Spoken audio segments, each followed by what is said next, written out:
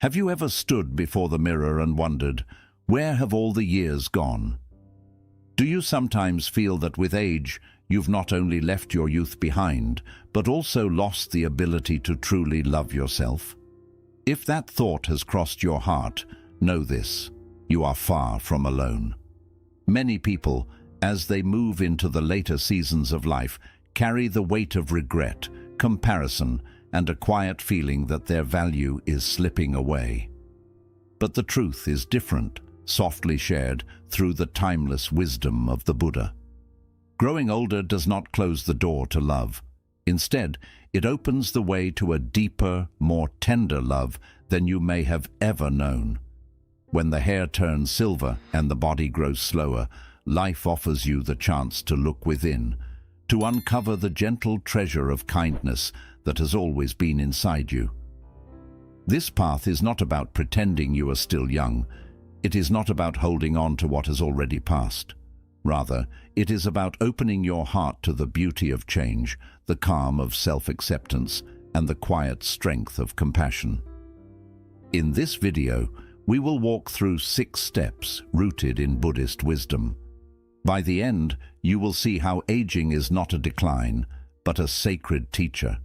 You will discover how to let go of harsh self-criticism, honor the strength you've gained, turn loneliness into peace, and awaken to the truth that in this very moment, you are already worthy of love. And if you stay with me until the very end, you'll also receive a special bonus reflection, an extra teaching that may help you see your so-called flaws in an entirely new and radiant way. 1. Impermanence as a guide. The Buddha's earliest lessons were about impermanence, the truth that everything comes into being, changes, and eventually fades away.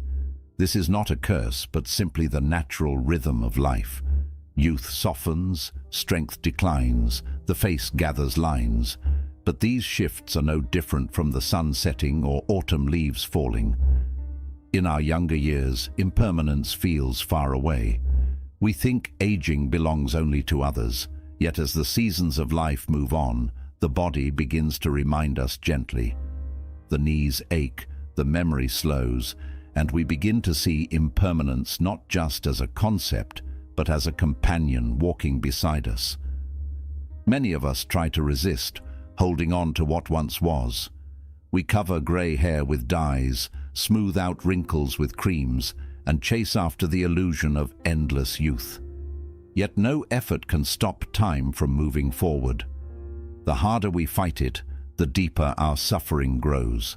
The Buddha invites us to see impermanence differently, not as an enemy, but as a wise teacher who shows us how to love more deeply. Because everything changes, we learn to cherish what is here now. Because the body is fragile, we learn to care for it tenderly. Because life is short, we learn to release grudges and live with compassion. To love yourself in old age is to bow to impermanence with grace. Instead of saying, "I am less than I used to be," you can say, "I am part of life's great unfolding, and this moment is no less precious than any other." Self-love begins when you let impermanence soften your heart instead of hardening it. Most of us, without realizing it, build our sense of worth around the reflection in the mirror. We identify with smooth skin, strong muscles, bright eyes. But as time passes, the mirror changes. Suddenly, the reflection we once admired seems unfamiliar, even unwelcome. This attachment to appearance is one of the greatest sources of suffering in old age. The Buddha taught that the body is not truly self. It is like a borrowed garment, useful, beautiful at times, but never truly ours to keep. When you stop clinging to the mirror self, you begin to see more clearly. Wrinkles are not flaws. They are the calligraphy of a life lived. Each line tells a story of laughter, tears, endurance, and love. The body's changes are not signs of loss, but reminders that you have walked a long and meaningful path. Consider this. If your value were only in your appearance, then every person would lose their worth as they aged. But this is not the truth. What we love most in people, their kindness, their wisdom, their patience, often deepens with age. Why should it be different for you? To love yourself in old age, practice shifting your gaze. When you look in the mirror, instead of asking, "How do I look?" ask, "How deeply have I lived? How much compassion have I shared? How much wisdom have I gained?" In doing so, you step beyond the narrow prison of the mirror self and discover a love rooted in something eternal, the beauty of your being. 3. Compassion for the journey. Pause for a moment and think of all you have endured in this lifetime. The illnesses you recovered from, the heartbreaks that once seemed unbearable but eventually softened into wisdom, the countless nights you stayed awake worrying for loved ones, the disappointments you faced, the mistakes you made, and the courage it took to rise again each time. You are still here. You are breathing. That alone is extraordinary. The Buddha often spoke of compassion not only toward others, but also toward oneself. Yet many people, as they age, carry the opposite of compassion. They carry judgment. They look back on their lives and think, "I should have done more. I should have been different. I am not enough." But what if you turned toward yourself with the same kindness you would offer to a dear friend? If your friend had walked through the same storms, you would not criticize them. You would take their hand and say, "You have been through so much. I honor your strength." This is the practice of compassion for the journey. It is about acknowledging your scars, not as failures but as evidence of resilience. Every struggle has shaped you into the being you are now. Every fall has taught you humility. Every loss has carved space in your heart for deeper love. The Buddhist path does not ask us to be perfect. It asks us to be awake, to see clearly the whole of our journey, both the shadows and the light. When you look back with compassion instead of regret, self-love begins to bloom naturally. So tonight, when you are alone, place your hand gently on your heart. Whisper to yourself, "I have lived, I have learned, I have endured, I am worthy of love." This simple act plants a seed of compassion that can blossom at any age. Words are powerful. They can heal or they can wound. They can soothe or they can harden. The Buddha taught that right speech is one of the steps on the noble path, not only in how we speak to others, but also in how we speak to ourselves. Notice the words you use in your inner dialogue. Many older people, without realizing it, repeat harsh phrases. "I am too old. I am useless. My best days are behind me." These words sink deep into the heart, shaping how you see yourself. Over time, they create a prison of negativity. But what if you replace these phrases with gentle speech?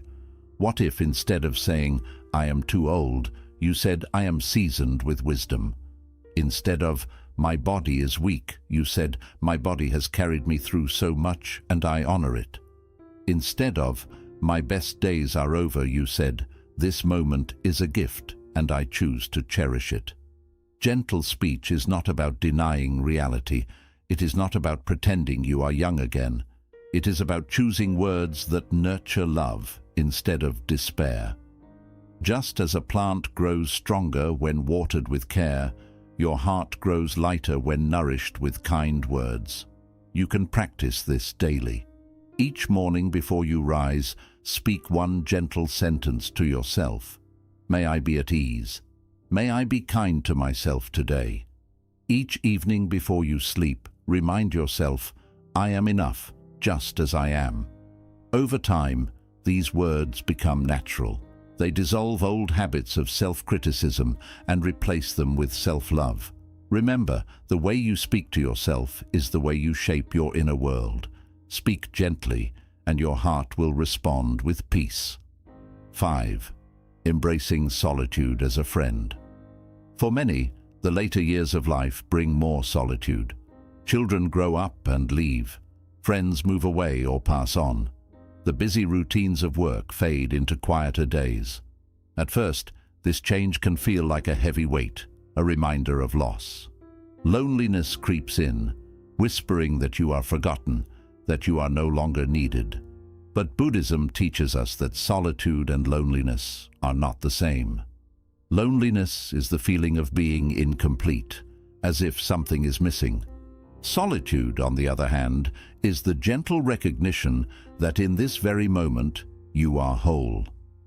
The Buddha himself spent long periods in solitude.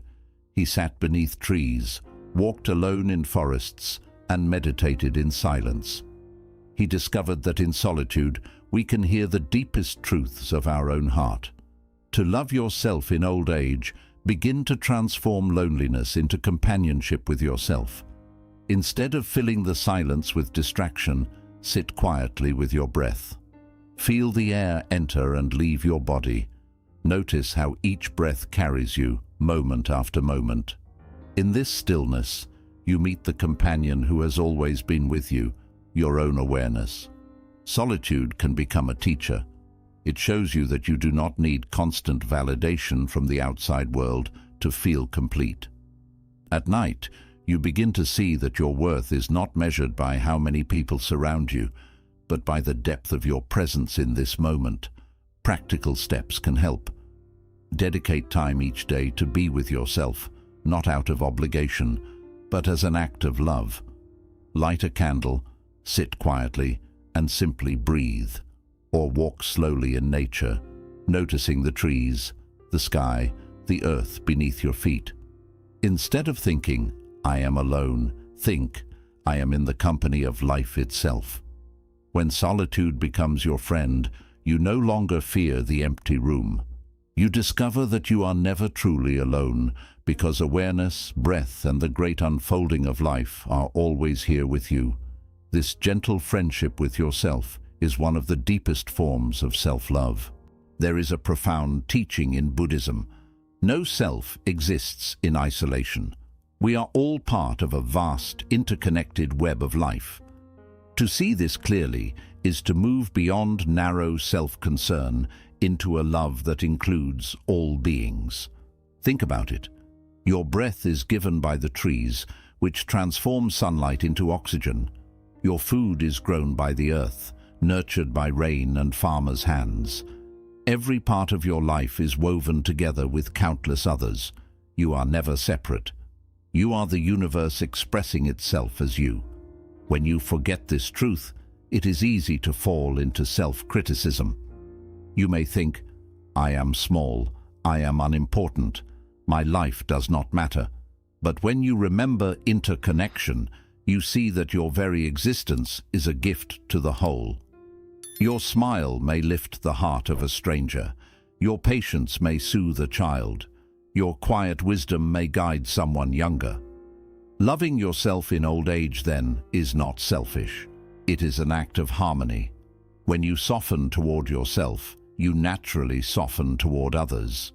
Compassion radiates outward. By caring for your own heart, you contribute to the healing of the world. You can practice this awareness through loving-kindness meditation. Sit quietly and repeat, "May I be peaceful, may I be healthy, may I be at ease." Then extend this wish outward. May all beings be peaceful. May all beings be healthy. May all beings live with ease. Notice how the line between yourself and others begins to fade. In this practice, self-love is no longer about holding tightly to a separate identity. It is about realizing that you belong to the vast ocean of life. A single wave may rise and fall, yet it is never apart from the sea. In the same way, your own life moves within the whole.